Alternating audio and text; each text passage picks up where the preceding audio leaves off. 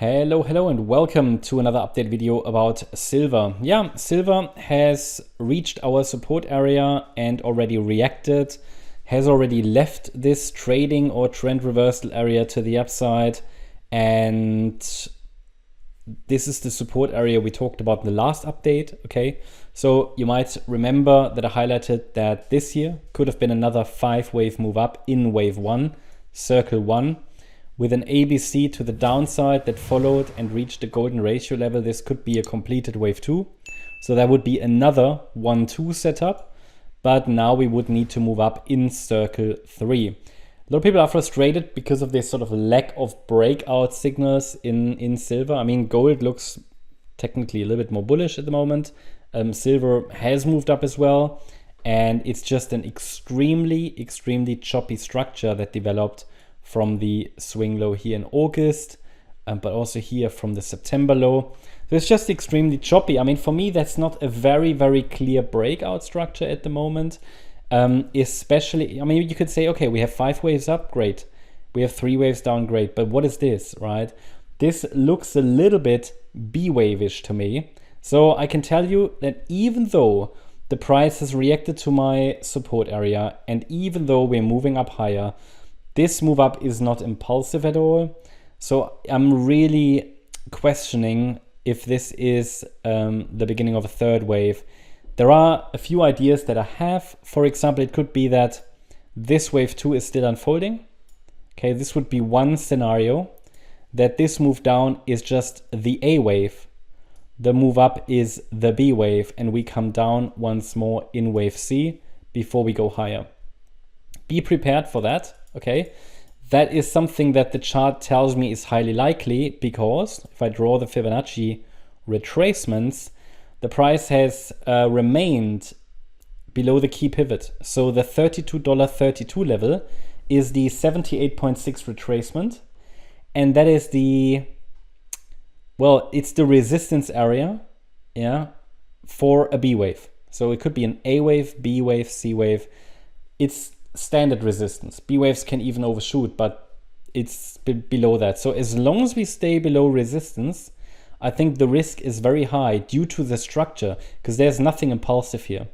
Due to the structure that we test the support area a little bit lower.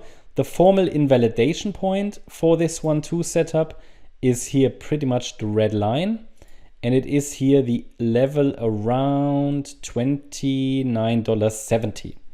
So this would be the invalidation point. I've got a support area here where normally a wave 2 would react, but technically it could go down all the way to the red line if it needs to. Wouldn't be ideal though, below $30.34. The idea of a wave 2 will reduce in likelihood. Now I could still, sometimes microstructures are distorted. And again, the levels always matter more than the micro patterns, but still they raise some red flags here for me. But it could be that this is playing out, okay? This is possible. This is a 1-2 setup, and then the local invalidation point is the low of this micro wave 2 at $31. So we are squeezed between resistance and, you could say, the invalidation point for the short-term directly bullish scenario. It just means to me, as long as we're holding support, as long as we're holding that last low, the focus could be on high. It's just not high confidence due to the micro patterns here. They don't give me they just don't give me much confidence. So yeah, what can I say? Overall, still bullish. I can say that ideally the price would hold the last low, which formed here on Wednesday. Okay, so that was pretty much at around $31, but the rejection at the pivot just is a bit of a warning. So that just means be careful, okay? Just be a bit careful. But overall, I'm still looking for higher for silver. Yeah, it's just a question of which key level you are interested in, because we have the last key level, the nearest invalidation point is $31.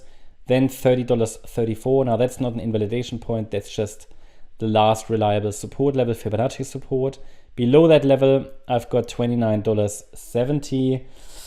below that level, it's getting really difficult. I would have to assume we are in some kind of a larger B wave correction or something that might send us into the mid $20 region. So I would say above the red line, higher, below the red line, risk of a much more substantial decline, possibly even down to around about $20, $25 or so. But for now, I'm just watching if the market can go higher as per the yellow scenario more directly. Below $30.34, that will already reduce in likelihood. Below $29.70 roughly, the market can reattempt a rally from a lower base. There is not much more to say because unfortunately the last rally was not impulsive. At least it doesn't look impulsive to me, which means we just have to be on the side of caution here. And it just looks a little bit B-wave-ish for me. That's the update about silver. Hope you liked the update. If you did, please hit the like button, leave a comment and subscribe. And if you're interested in daily updates about the S&P 500, as well as regular updates about stocks, feel free to check out the stocks and S&P 500 service. You'll find the link in the description. Thanks a lot for watching. Bye-bye.